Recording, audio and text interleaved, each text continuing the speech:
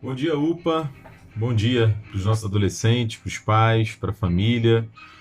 Nesse período difícil aí que a gente está vivendo, de quarentena, de isolamento, de reclusão em casa, o coração tem ficado apertado. Mas graças a Deus aí pelas mídias digitais que têm proporcionado a gente de alguma maneira estar junto. Tô com muita saudade de vocês, muita saudade da nossa igreja, saudade da gente estar junto lá na nossa sala. O Tagore abençoou a gente aí nas últimas semanas, dando as aulas. Hoje eu estou de volta, continuando aí a nossa revista. Espero que seja bênção para vocês. Espero que as últimas aulas tenham abençoado vocês. E hoje a gente vai dar continuidade aí à nossa temática. Pega a sua revista aí, pega a Bíblia. Eu vou alternar entre os temas da revista e outros temas que eu busquei a partir dessa temática. A gente vai discutir hoje a nossa revista, é essa daqui, né? Para lembrar vocês, aí eu posso perguntar. E a gente está na lição de número 5. A lição de número 5, o tema dela é uma brincadeira ali com o filme da série Divergente. O filme e os livros, né? Que a ideia é divergir, ou seja, ser diferente, andar na contramão do mundo como sistema, do mundo como realidade, né? Porque a gente sabe que o nosso mundo é maravilhoso. Tem um monte de coisa que é bonita, que traz esperança para o nosso coração, que traz alegria, mas também tem um monte de coisa que não é legal, né? Tem um monte de coisa que levam as pessoas a fazerem a fazer aquilo que desagrada a Deus. Então, quando a gente fala de andar na contramão do mundo, quando a gente fala de ser divergente, a gente está falando justamente de andar na contramão desse sistema de pensamentos, desse sistema de coisas que não faz parte do mundo ou que não faz parte da vontade de Deus, não é? O texto que a gente está utilizando é o texto aí da instrução básica da primeira carta que o apóstolo Pedro escreveu. Então abra aí a sua Bíblia lá em 1 Pedro, no capítulo 1, nos versículos 14 e 15. 1 Pedro, capítulo 1, dos versículos 14 e 15. Eu estou abrindo aqui na minha Bíblia, né? Estou com um tablet aqui na minha mão, tentando aqui me virar de alguma maneira, mas Deus vai abençoar. Né? 1 Pedro, capítulo 1, versículos 14 e 15, eu leio numa paráfrase bíblica. Você acompanha aí na tradução da Bíblia que você tem na sua mão. É possível que você tenha a nova tradução da linguagem de hoje, que é uma outra paráfrase, ou Almeida Revista e Atualizada. Sempre na capa da Bíblia, na capa da Bíblia aqui, no índice, tem qual é a versão que a gente está utilizando. Por exemplo, essa daqui é a Almeida Revista e Atualizada. Eu vou ler numa outra versão, que é uma paráfrase bíblica, que chama A Mensagem. O Pedro diz assim, a partir do versículo 13, para poder dar o contexto do texto. Ele diz assim, ó, por isso, ou seja, por tudo aquilo que ele falou anteriormente, por tudo aquilo que Cristo fez por nós, pela obra salvadora, pelo amor de Deus em nosso favor, ele diz assim, por isso, por tudo isso, arregassem as mangas, ponham a mente para funcionar e estejam prontos para receber o dom que está para chegar com a vinda de Jesus. Não se acomodem, diz o Pedro, aos velhos caminhos do pecado, quando vocês só faziam o que queriam. Naquele tempo vocês não conheciam nada, mas agora conhecem. Como filhos obedientes, andem no caminho da vida, moldado pela vida de Deus, uma vida ativa e cheia de santidade. Gravem bem essa palavra que a gente vai falar bastante sobre santidade hoje. Deus disse, eu sou santo, então sejam santos. Vocês pedem ajuda a Deus e ele atende, ele é um bom pai. Mas não se esqueçam de que é também um pai responsável e não vai deixar que vocês vivam na lama. Né? A ideia da gente aqui hoje, quando a gente propõe essa temática do ser divergente, do ser diferente, na linguagem bíblica, que Deus chama a gente a refletir, isso tem a ver com santidade. Isso tem a ver com santidade. né? E esse é um chamado, eu brinquei aqui nas minhas anotações, esse é um chamado inexorável, inexorável ou inexorável, depende aí do seu gosto pela forma de falar. Ou seja, ele é inflexível, ele é imutável, ele é inabalável. É um chamado, então, um chamado à santidade, um chamado que a gente não pode negociar, a gente não pode desprezar, a gente não pode desconsiderar. Deus chama todos os seus filhos, todas as suas filhas, para sermos santos. Não é? É o que a lição brinca aí com divergente. E aí você pode falar para mim, poxa, Diego, mas cara, não tem nada a ver isso aí, negócio de ser santo, de ser. Pô, como é que eu vou ser santo? Eu penso um monte de coisa que eu não tinha que pensar, eu faço um monte de coisa que eu não deveria fazer, eu tenho vontades, eu de fato desobedeço meu pai, desobedeço a minha mãe, às vezes eu colo na prova, enfim, a gente pode listar aqui as infinidades de coisas que nós fazemos, ou que nós desejamos fazer, ou que nós não fazemos e deveríamos fazer, para demonstrar aí que nós não somos ou que nós não podemos ser santos.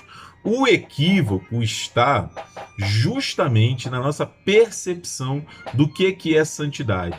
E é sobre isso que eu quero falar com vocês na lição de hoje. Eu quero desmistificar, ou seja, tirar o mito, né? Tirar a ideia equivocada do que a gente se acostumou muitas vezes a ouvir e a pensar sobre santidade e o que a Bíblia fala sobre isso. Então, o que eu vou dizer aqui é o seguinte, Diego, mas eu sou apenas um adolescente, eu tenho 12 anos, 13 anos, 15 anos, eu tenho 10 anos, eu posso ser santo? Como é que é isso?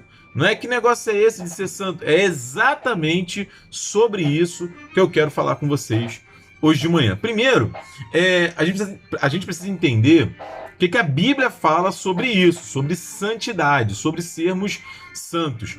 E, basicamente, a ideia geral, tanto no Antigo quanto no Novo Testamento, a gente viu aí no versículo 16 da primeira carta do apóstolo Pedro, uma repetição, ou seja, uma citação do apóstolo Pedro lá do texto de Levítico, capítulo 19, versículos 1 e 2. Né? Lá também está escrito, sede santos, porque eu, o vosso Deus, o Deus de vocês, eu sou santo. Ou seja, o Pedro está apenas citando, como a gente faz hoje, citando o Antigo Testamento, citando o Novo Testamento, a primeira parte da Bíblia, a segunda parte da Bíblia. O Pedro está fazendo isso para poder explicar o que Deus requer de nós. E aí, em primeiro lugar, a gente precisa entender aqui que a ideia geral da Bíblia sobre santidade, ela tem a ver com separação.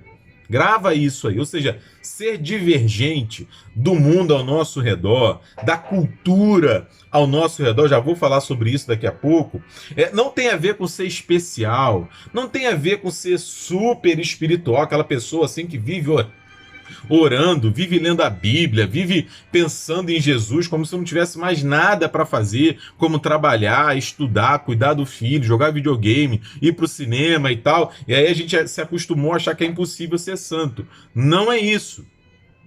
A ideia da Bíblia, tanto no Antigo quanto no Novo Testamento, tem a ver com separação. Separação de quê, Diego? Separação para quê? Em primeiro lugar, separação para Deus.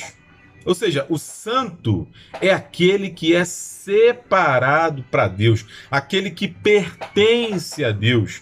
Assim como eu e você temos as nossas roupas especiais, que a gente não dorme com elas, não fica em casa com elas, né? A gente usa para poder ir para uma festa, para poder ir para um lugar legal, a gente guarda aquela camisa, aquele short, aquele tênis, aquele sapato para aquele momento especial. Ou seja, em outras palavras, aquela roupa, ela é santificada, aí guarda as proporções aí, bota aí umas aspas aí, ela é santificada para aquele uso específico, né? As nossas mães, no caso aqui a Bianca, a minha esposa, ela tem uma louça que é separada para receber as visitas, aquele prato mais bonito, aquele copo mais bonito, ele é, entre aspas, santificado para receber as visitas. Ou seja, ele tem um uso específico para aquele fim.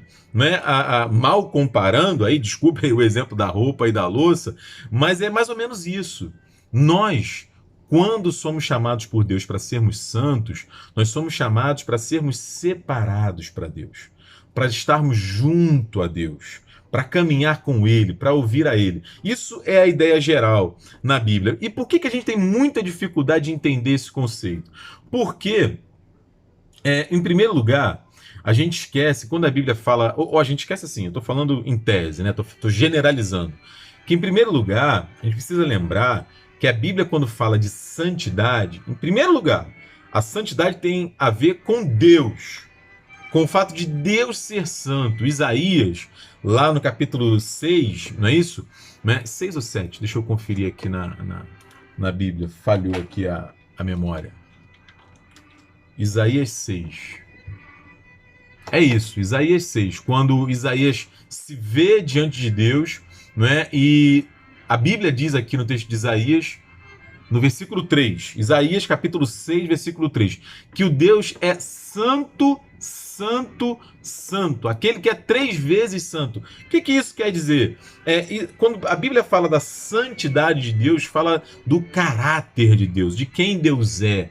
Não é? O contexto e o conceito é diferente de quando ele é usado para o ser humano. Ou seja, Deus não pode ser separado para ele mesmo, né? Mas quando fala a santidade na Bíblia, quando fala de Deus, fala do poder dele, do caráter dele, de como ele age, né? E a gente, enquanto filhos e filhas, nós precisamos pensar e considerar a santidade de Deus para que a gente também seja santo. Porque eu vou dar um exemplo aqui.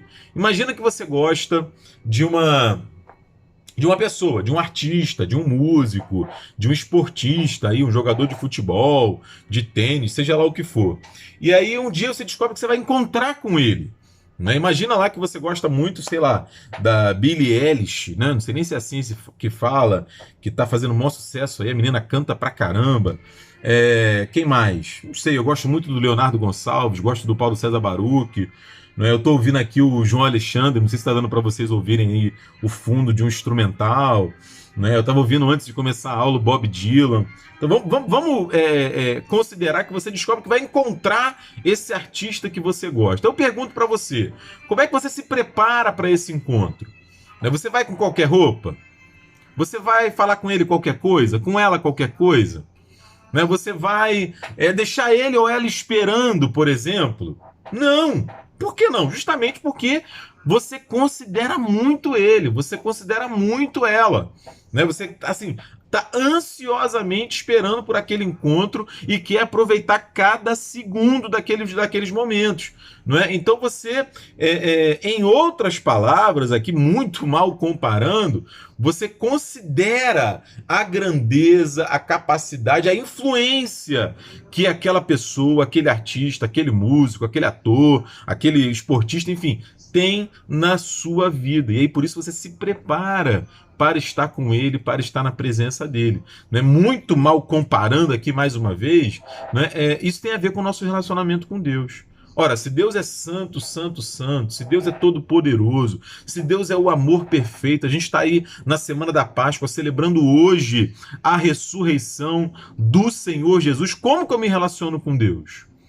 Como que eu considero Deus na minha vida? Isso, em primeiro lugar, tem a ver com santidade. E aí, em segundo lugar, aí sim, a gente precisa pensar na santidade relacionada a nós, relacionada à nossa vida, ao nosso comportamento, ou seja, como que o Diego faz para ser santo, como que o Tagore faz, como que a Elise faz, como que a Cláudia faz, como aí que o Vicente faz, que o Ângelo faz, que a Vitória faz, que o Miguel faz, como nós fazemos para sermos santos. Desculpa aí se eu esqueci alguém, fui citando aqui de cabeça. Essa é a pergunta. E aí, eu quero falar aqui de 2 dificuldades que a nossa cultura, ou seja, que o mundo ao nosso redor impõe sobre a gente para poder pensar, impõe assim, joga sobre a gente para poder pensar sobre a santidade. Em primeiro lugar, eu estou olhando aqui em cima no computador as minhas anotações, e tem aqui também, para o caso de eu me perder, eu tenho o John Stott aqui, daqui a pouco eu vou falar sobre, errei aqui, sobre esse aqui, ó, Contra a Cultura Cristã, não sei se dá para ver, depois eu mando lá nos links lá da gente e no WhatsApp também. Primeiro lugar, A gente tem muita dificuldade de pensar sobre santidade, sobre ser santo, por uma questão cultural nossa que tem a ver com a Igreja Católica. A Igreja Católica tem o mundo inteiro e tem aqui no Brasil também. O Brasil, por exemplo, é o maior país católico do mundo. Ou seja, é onde em quantidades absolutas, em milhares de pessoas, milhões de pessoas, é onde mais tem católico no mundo. Né? E uma das coisas que o catolicismo faz é o que eles chamam de culto de veneração, o culto de dulia. Dulia é uma palavra grega que quer dizer honra, veneração, serviço. Né? O que é isso? Assim, em outras palavras, pô, Diego, tá falando muito difícil. Tem que falar o termo específico para a gente poder entender o que é. Né? Esse culto de veneração, o culto de dulia, é o culto de honra a pessoas ou objetos que de alguma maneira nos remetem a Deus. Então, o que isso quer dizer? Você deve ter ouvido, por exemplo, do dia de São Jorge, do dia de São Judas Tadeu, né? Do dia da Nossa Senhora, por exemplo, que é o dia 12 de outubro, que é celebrado também o Dia das Crianças, isso tudo aqui no Brasil. O que isso quer dizer? Em primeiro lugar, né, a ideia da Igreja Católica, isso está nos manuais e tudo mais, é de uma honra. De você lembrar daquele personagem, lembrar daquele homem, lembrar daquela mulher que serviu a Deus, que foi dedicado a Deus, e assim, poxa, né, seria tão legal se eu pudesse servir a Deus como aquele homem serviu, seria tão legal se eu pudesse servir a Deus como aquela mulher serviu. Essa é a ideia aqui, me perdoe, mas trocando muito em miúdos, ou seja, tratando bem de forma superficial, há muito mais do que isso.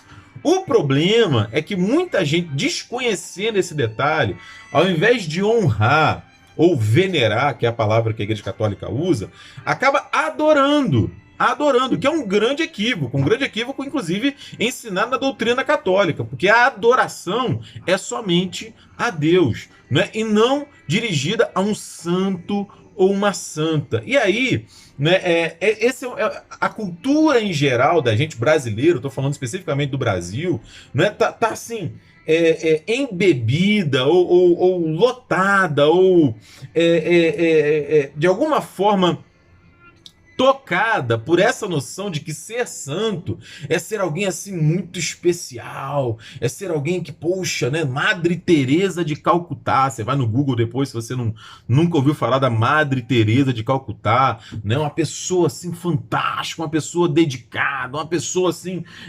desprendida, altruísta, né? É isso também. Mas eram pessoas normais, eram pessoas que tinham os seus erros, suas limitações, suas dificuldades. E aí, por essa questão cultural nossa, né, por esse equívoco aí que acontece muitas vezes nos praticantes do catolicismo, né, a gente acaba... Pera aí que daqui a pouco eu vou falar do lado protestante. Calma, né? Calma. Né? Isso é um equívoco. O ensino do católico não é esse. A gente não tem que adorar santo. Ou os católicos não têm que adorar as pessoas, homens e mulheres santos. Tem que lembrar com honra. É o que a doutrina católica diz. Mas no frigir dos ovos acaba tendo uma confusão nisso daí. E isso atrapalha a gente. E atrapalha duas vezes.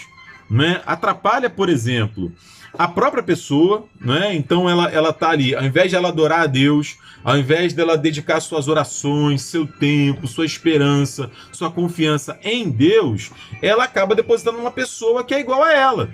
A única diferença é que ela viveu antes e serviu a Deus fielmente lá naquele tempo dela. Né? E em segundo lugar, é ruim também para a pessoa.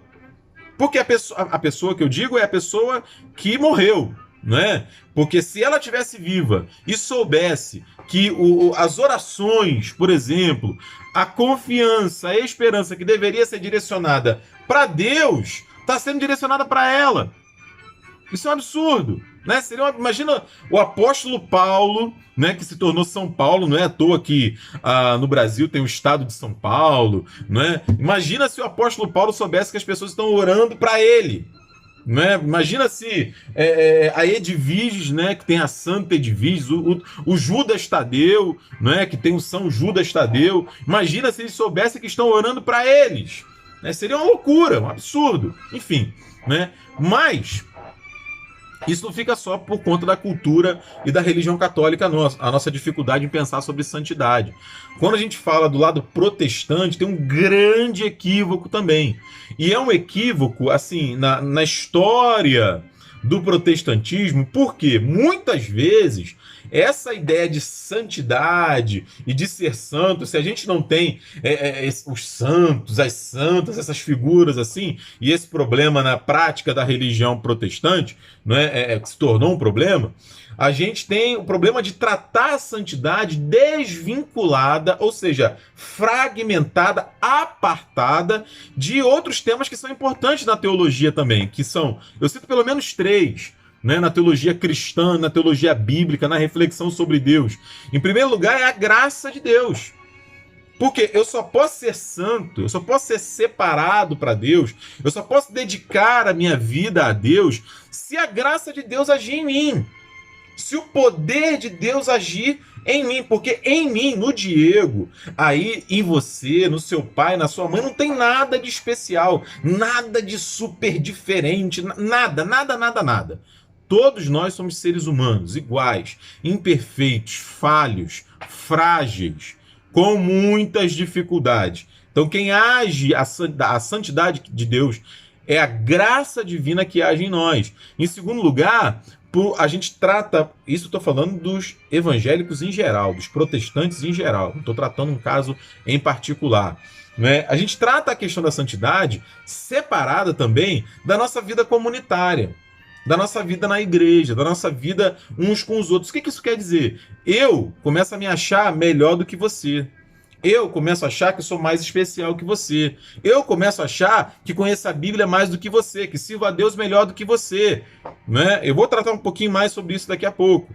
E em terceiro lugar, eu esqueço que a Bíblia fala de um estado eterno, ou seja, de eternidade. Que eu só vou ser perfeito na eternidade. Que eu só vou não ter erro nenhum, dificuldade nenhuma, não é crise nenhuma, fraqueza nenhuma na eternidade. A Bíblia fala sobre isso. Né? E aí eu acho que eu vou ser santo agora, que eu vou ser perfeito agora. Não é? E aí a crise acontece quando a pessoa... Isso tudo tem a ver com o evangélico equivocado nesse ponto, o protestante equivocado nesse ponto, em pensar a santidade muito mais relacionada a si mesmo do que relacionada à vontade de Deus, à graça de Deus, a nossa vida uns com os outros, as nossas relações e a reflexão sobre a eternidade. A consciência de que esse mundo vai passar e que eu tenho a eternidade toda para viver com Deus e para viver com quem eu amo. Né? E aí, muitas vezes, essa dificuldade toda de pensar a santidade pelo lado evangélico, pelo lado protestante, é possível que você, seu pai, sua mãe, que está vendo aí agora a aula junto com você, já tenha presenciado isso. A gente vê um monte de crente, um monte de gente na igreja aqui, porque não conhece o que a Bíblia fala sobre santidade, sobre ser separado para Deus, né? Confunde santidade, em primeiro lugar, com práticas específicas. Né? Com práticas específicas. E aí o indivíduo jejua todo dia, lê a Bíblia todo dia, ora todo dia, vai para a igreja todo dia. Né? E aí você pode pensar, ué, Diego, mas é ruim isso? É ruim jejuar? É ruim ler a Bíblia? É ruim ir para a igreja? É ruim, né, manter uma prática constante de leitura, de estudo? É óbvio que não é ruim. É claro que nada disso é ruim. Pelo contrário, é maravilhoso. A questão é, o que leva a mim e a você a fazer isso? Esse é o ponto. Porque o indivíduo, nessa busca por uma santidade que é apartada daquilo que eu falei anteriormente, que é separada daquilo que eu falei anteriormente, a pessoa acaba se tornando metida. Metida. Eu já vou falar sobre isso. Né? Eu já vou falar sobre isso. Confunde, em primeiro lugar, santidade com práticas, né? Que essas práticas são chamadas de práticas ascéticas, né? Ou práticas de ascetismo, vai lembrar dos monges, aquela prática antiga do catolicismo que ainda existe hoje nos conventos e nos monastérios, né? E também uma privação de algumas coisas, uma abstenção de algumas coisas, né? Geralmente por puro preconceito. puro preconceito cultural e também por gosto pessoal. Então o indivíduo acha que ser santo, ele é santo por causa de... porque ele não bebe, por exemplo. Ah, eu não bebo, então eu sou santo. Né? Ah, o meu cabelo eu uso desse jeito, daquele jeito, eu tenho barba ou eu não tenho barba. Né? Acredite, algumas igrejas, é loucura isso, mas tem igreja evangélica por aí, por exemplo, que proíbe as mulheres de se depilarem. Porque isso é vaidade, porque isso é pecado, porque isso... E a Bíblia, perdão, irmãos, quem faz isso, né? E de repente está vendo esse vídeo agora. Mas a Bíblia não fala sobre isso. A Bíblia não fala sobre isso. A Bíblia não fala que tipo de música, por exemplo, eu tenho que ouvir. Se eu só posso ouvir rock ou só posso ouvir música clássica. A Bíblia não fala, né? No passado, vocês não pegaram isso, graças a Deus, não é? Tinha igreja que não podia ter bateria, não podia ter guitarra. Teve um tempo na igreja que os membros da igreja não podiam jogar bola, que a bola era o ovo do capeta.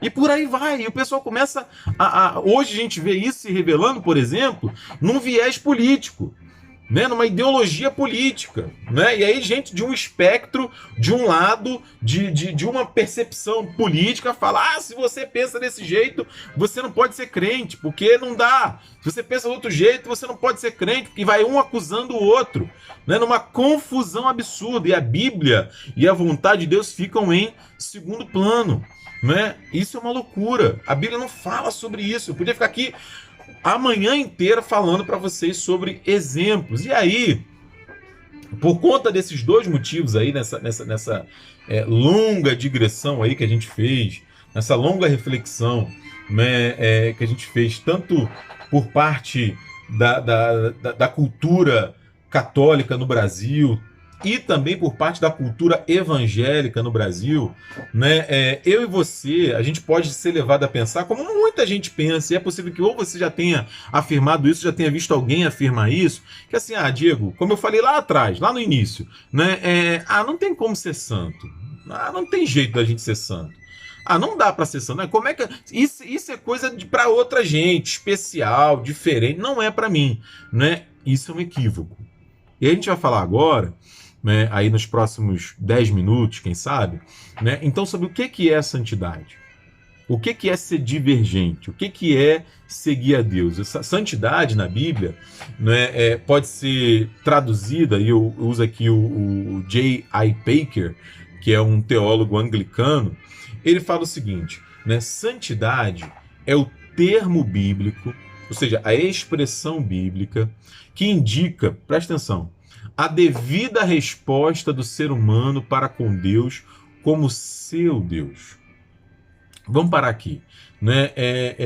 Eu acho fantástica essa definição dele de santidade. Eu podia citar aqui para vocês 50 versículos, né, sobre santidade, sobre ser santo e tal, mas eu acho que a gente precisa refletir sobre isso. Refletir sobre isso. Né? Quando o Packer fala da santidade como resposta, tem a ver com o seguinte: qual é a resposta que eu e você temos dado a Deus? Qual é a resposta que eu e você temos dado ao chamado de Deus para a gente andar com Ele, para nós sermos separados para Ele? Hoje, por exemplo, domingo da ressurreição, sexta-feira, a gente lembrou da morte de Jesus, e a Bíblia diz que a morte dele foi em nosso favor. Os nossos pais levam a gente para a igreja todo domingo, a gente ora junto, para comer, antes de dormir. Qual é o significado dessa vida com Deus para nós?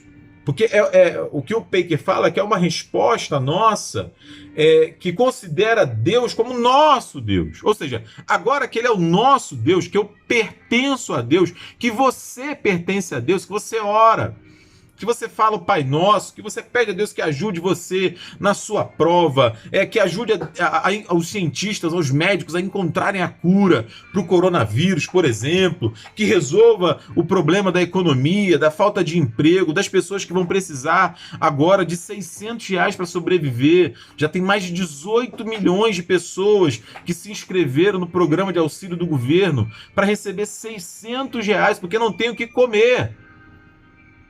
Porque não tem o que colocar na mesa para os seus filhos.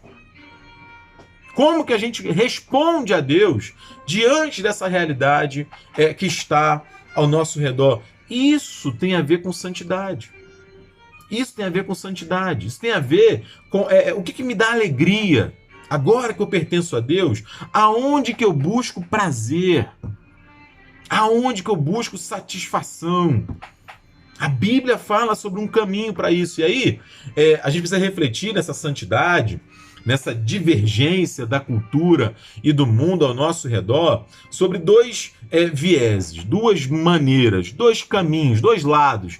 Um lado negativo e o outro lado positivo. Ou seja, quando a Bíblia fala da minha resposta a Deus como santidade, fala assim, não é? De fato, que eu não tenho que fazer algumas coisas. É claro, né? É claro. O John Stott, aqui no... Eu vou depois botar lá no link do vídeo, né? É um comentário ao Sermão do Monte, né? A mensagem do Sermão do Monte. Repare bem no subtítulo aí, ó, Contra a Cultura Cristã. O John Stott, quando ele escreve esse livro, que é um comentário ao Sermão do Monte, que é o texto ali de Mateus, dos capítulos 5 até o 7. Depois vale a pena você ler, né, quando ele fala das bem-aventuranças. Eu coloquei aqui uma foto... vai cair aqui. Parado, peraí. Eu coloquei uma foto dele aqui, ele era um velhinho, vovozinho assim, muito simpático, né? Depois eu mando uma foto dele aí para vocês darem uma olhada. Ele tá com a câmera no pescoço porque ele era... Me faltou a palavra agora, era alguma coisa com orni, né? Ele era um admirador de pássaros, ele tirava foto dos pássaros e tal. Quando ele escreve esse livro, né, ele dá uma resposta ao movimento contracultural ali da década de 60 e 70. Né? Depois você vai no Google e dá uma olhada nisso. Ou seja, o mundo está vivendo pós-guerra, ali o pós-segunda guerra mundial, vocês devem estar vendo isso aí em história, em algum momento, né? E o povo está em busca de esperança. Né? E tem gente que acha que a esperança está na paz e no amor, né? Faça o amor, não faça a guerra, ali movimento hippie, né? Movimento de libertação ou pelos direitos civis dos negros nos Estados Unidos e tal, que é uma busca, claro, lícita, necessária, mas as pessoas começam a achar que nessas coisas está a alegria e a felicidade, né? E aí não tá. Né? É por isso que o Stott escreve esse livro, para propor não uma contracultura assim revolucionária, que tem a ver com dizer não ao capitalismo, que tem a ver com fazer esse ou aquele tipo de música. Não! Tem a ver com seguir a Jesus Cristo. Né? Tem a ver com seguir a Jesus Cristo, tem a ver com ouvir o que Jesus tem para dizer. Né? E aí é muito legal quando John Stott, nesse livro, ele fala justamente sobre a diferença que o cristão precisa fazer no mundo. Eu e você, independente da nossa idade, a gente precisa falar diferente, de alguma maneira. Não na entonação, não necessariamente nas palavras, porque usa gíria ou não usa gíria, porque fala qual é meu irmão ou fala qual é meu irmão. Não! Mas da maneira da gente tratar um ao outro, de ser verdadeiro, de ser leal. Né? Eu vou falar sobre isso. Eu acho que é essencial isso, e o John Stott fala muito sobre isso, desse contracultura, porque ele propõe, e aí ele destaca nesse livro, a questão da santidade de Deus, que Deus exige de nós, espera de nós, exatamente nesses termos. E aí é por isso que a gente fala, por exemplo, que ser santo é sim, não fazer algumas coisas. Não fazer algumas coisas. Então, por exemplo, lá em 2 Coríntios, capítulo 6, versículos 14 a 18, estava até conversando acho que com a Débora sobre esse texto há um tempo atrás. O Paulo fala assim, 2 Coríntios, capítulo 6, versículos 14 a 18. Não vos ponhais em julgo desigual. O que é julgo? Julgo é aquela bolsa que o burro, a mula, o cavalo, você procura na internet, você vai ver, né? É aquela bolsa que ele carrega no ombro dele, né? O símbolo de jugo, naquele tempo lá em Israel, era de ensino, era de doutrina, ou seja, existia o ensino, existia o jugo do rabino Hillel, o jugo, a doutrina, o ensino do rabino Shammai. E por aí vai. São nomes judeus, né? E aqui o que o Paulo está dizendo é o seguinte: não vos ponhais em jugo desigual com os incrédulos. Porque que sociedade pode haver entre a justiça e a iniquidade ou o pecado? O que ele está dizendo aqui? Ele está dizendo que eu e você não podemos estar, né, sobre o mesmo ensino, sobre a mesma perspectiva de mundo, de história, de alegria, de prazer, de quem não serve a Deus. Essa é a ideia. Depois você lê ali até o 18, quando ele fala sobre a diferença, né, entre quem serve e quem não serve a Deus. Aí, ou seja, é uma perspectiva negativa daquilo que eu não devo fazer, né? Aí você pode perguntar: ué, Diego, mas como é que eu faço então? Eu não vou ser parceiro, não vou caminhar, não vou ser amigo, não vou ser colega, não vou trabalhar com quem não anda com Deus? Não, claro que não pode ser isso. Senão eu e você teremos que nos mudar de planeta, né? No nosso planeta, no nosso bairro, na nossa casa, tem gente que não acredita em Deus. Tem gente que não considera Deus na sua vida.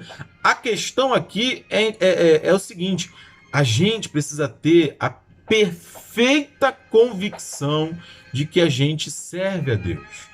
E isso deve influenciar a nossa vida de algumas maneiras, né?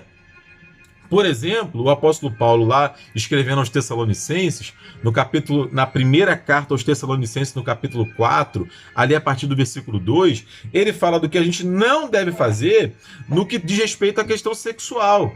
Então ele fala que um cristão, por exemplo, não pode ser promíscuo. O que é promíscuo? Promíscuo é misturado, embaralhado, confuso. Ou seja, Deus espera que a sexualidade do cristão não seja misturada, embaralhada, confusa.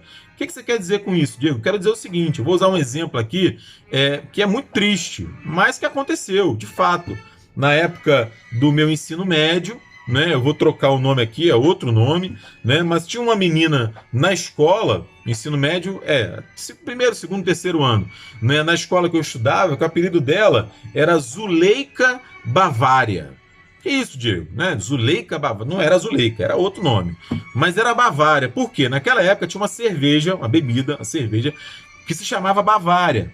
Né? E Bavária, a cerveja Bavária tinha um slogan, tinha lá uma propaganda lá dela que falava que assim, Bavária é a cerveja dos amigos.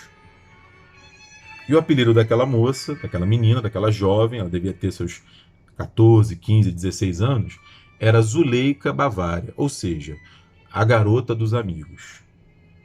Ela vivia uma vida promíscua. Esse é o ponto, uma vida misturada no que dizia respeito à sua sexualidade, ao uso do seu corpo, né? Era confuso, era embaralhado. E aí a Bíblia fala assim que é esperado de mim, de você, enquanto cristão, enquanto cristã, enquanto santo, separado para Deus, que a gente tenha uma conduta específica em relação à nossa sexualidade, em relação, por exemplo, ao comportamento com os nossos pais, com os nossos amigos, né? E aí, nesse sentido, é claro, né? A gente vai ter que deixar de fazer algumas coisas. A gente vai ter que considerar algumas coisas no nosso caminho. Né? O apóstolo Paulo, escrevendo aos Romanos, e é um dos textos que a revista propõe para a gente, depois dá uma olhada lá em Romanos capítulo 12, versículos 1 e 2, ele diz: eu não quero que vocês se amoldem ao mundo. Né? Ele diz, Romanos capítulo 12, deixa eu pegar aqui, versículos 1 e 2. Né? Eu rogo a vocês, irmãos, pelas misericórdias de Deus, que apresentem o vosso corpo como sacrifício vivo, santo e agradável a Deus. Ou seja, nós pertencemos a Deus, a gente se entrega a Deus. E aí ele diz no versículo 2, e não vos conformem com este século. Conformar é tomar a forma, é imitar, é fazer igual. Século é a cultura ao nosso redor. Então, se a gente for aí ligar a televisão, abrir aí na página da Globo.com, abrir o nosso Instagram, o nosso Facebook, qualquer coisa, a gente vai ver o nosso mundo, as pessoas fazendo coisas que não agradam a Deus. E aí a gente precisa pensar, né? Eu devo fazer isso? Eu devo caminhar por aí? É isso que Deus espera de mim? Esse é o ponto, né? Então, de forma negativa, a gente já falou, e aí caminhando para o final agora, eu prometi mais 10 minutos, né? Desculpa, me dá mais 5 aí. A gente precisa pensar sobre forma positiva, e aí sim. Então, ser santo também é fazer algumas coisas, e muitas vezes no discurso sobre santidade, a gente ignora isso. Né? A gente só fala que não pode isso, não pode aquilo, não pode aquele lugar, não pode daquele, não pode, não pode, não pode, não pode. Isso é um inferno. Né? A gente esquece de propor, a gente esquece de provocar. Né? Então, ser santo na Bíblia tem também, e eu diria principalmente, uma atitude positiva. Não tem a ver tanto com um sentimento, com uma experiência. Ah, eu sinto que hoje eu estou santo. Eu sinto que hoje eu estou. Não! Tem a ver com aquilo que a gente decide fazer. Tem a ver, por exemplo, com a decisão de ser fiel a Deus, aos meus amigos, ao meu pai e à minha mãe, à minha esposa, à minha namorada, ao meu marido, o meu namorado.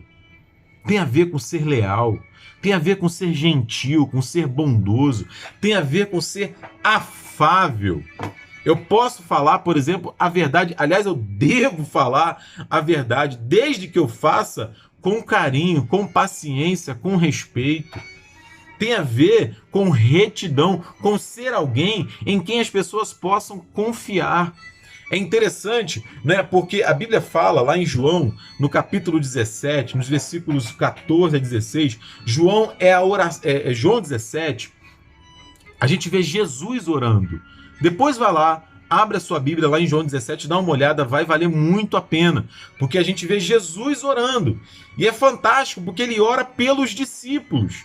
Ele ora pelos discípulos que naquele momento já estavam andando com ele e por aqueles que ainda creriam nele. Ou seja, Jesus orou por mim e orou por você ainda no seu ministério na terra, antes de morrer e de ressuscitar. E uma das coisas que ele fala ali é que ele sabe que nós estamos no mundo. Aquilo que eu falei lá atrás. Então não tem como a gente sair do mundo, não tem como a gente se esconder. A gente precisa trabalhar, precisa estudar, precisa se relacionar com as pessoas. Então a gente precisa ter uma consciência, e aqui é o Jay Packer, né, no livro Vocábulos de Deus, que eu estou utilizando aqui, que ele fala que a gente precisa ter tanto uma consciência de separação, ou seja, a gente não pertence ao mundo, mas de certa maneira também a gente se identifica com o mundo. A gente ora pelo mundo, a gente se importa pelo mundo, com o mundo, a gente está envolvido no mundo. Então, de alguma maneira, por outro lado, a gente está desligado do mundo. A gente não imita o mundo, a gente não se amolda ao mundo, mas a gente se envolve sim com o mundo. Né? A gente tem consciência do nosso papel na história. É por isso que eu fiz um resgate aqui, por exemplo, de alguns cristãos, algumas pessoas cristãs famosas. E aí eu vi o Denzel Washington, por exemplo, um grande ator, já ganhou 2 Oscars, você deve conhecer. A Isabelle Drummond, que é uma atriz brasileira jovem. O Barack Obama, né, que foi presidente dos Estados Unidos. O Bob Dylan, teve uma passagem muito importante da sua vida, não é, que ele foi cristão e hoje ainda se discute se ele é ou se ele não é. Né? A Katy Perry, que é uma cantora norte-americana, estadunidense. O Vitor Belfort, que é um lutador de jiu-jitsu, de vale tudo, né? Agora MMA, vale tudo, é antigo, né? O Marcos Mion, que é um apresentador brasileiro. A Heloísa Périssé, que é uma atriz brasileira. O Rodolfo Abrantes, que era o vocalista do Raimundos, continua cantando e compondo. A gente canta música dele na igreja. O Marcelo Bretas, que é um juiz federal aqui no Rio de Janeiro, inclusive julgando o caso da Lava Jato, muito importante, né? E muitas outras pessoas continuam envolvidas com o mundo, cumprindo o seu papel jurídico, exercendo seus mandatos políticos, praticando a medicina, cumprindo ali, fazendo os seus papéis no cinema, na televisão e por aí vai. E isso não tem impedido essas pessoas de viverem a sua fé. Né? Perfeição não existe, pelo menos não nesse momento da história. A pergunta que eu preciso fazer aqui, sempre e todo dia e novamente, eu pertenço a Deus? Eu sou separado para Deus?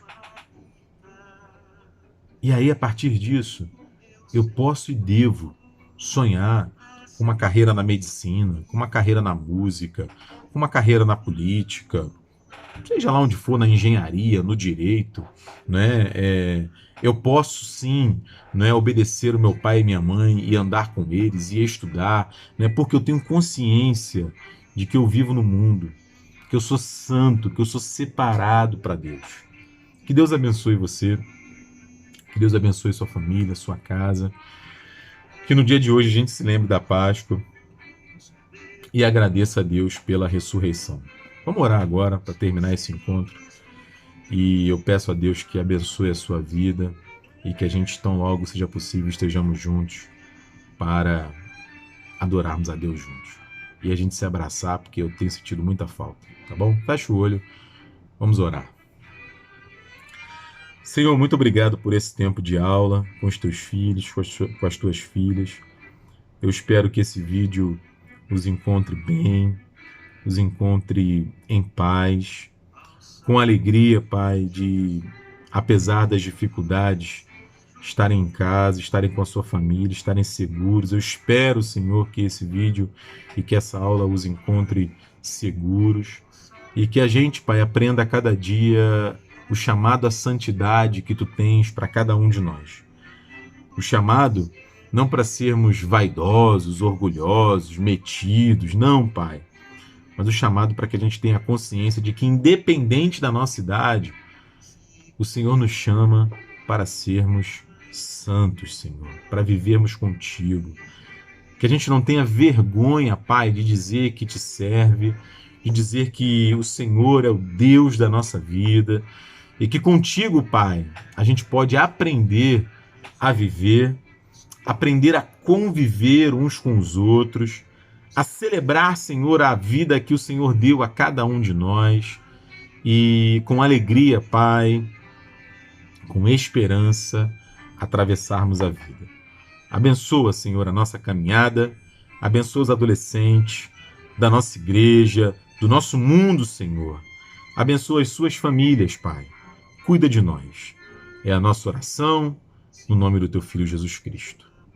Amém, Senhor. Amém.